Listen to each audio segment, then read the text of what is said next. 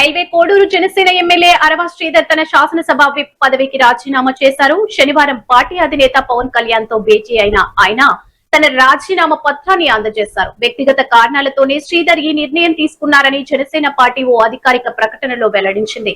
ఆరోపణలు చేసిన మహిళ ఇప్పటికీ సోషల్ మీడియా ద్వారా వీడియోలు విడుదల చేస్తూ తన వాదన వినిపిస్తున్నారు. మత విద్వేషాలు రెచ్చగొట్టేందుకు పాస్టర్లతో డ్రామాలు ఆడిస్తున్నారు. అంత తప్పు లేనప్పుడు ఆ లెటర్ని బహిరంగంగానే బయట పెట్టొచ్చు జనసేన పార్టీ.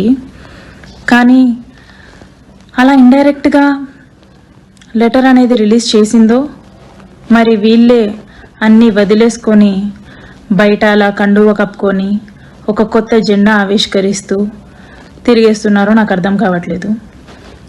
ఒక దరిద్రుడు, ఒక పనికిమాలినోడు నన్ను కొట్టాడు రీసెంట్గా.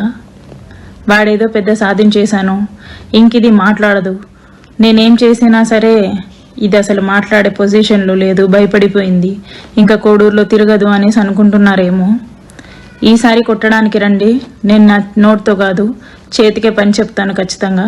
పరువు పోతుందని అవసరంగా ఒక్క దెబ్బ పడినా సరే మీ మీద మీ పరువు పోతుంది, మీ పార్టీ పరువు పోతుంది. అలాంటి పరిస్థితులు తెచ్చుకోవద్దండి.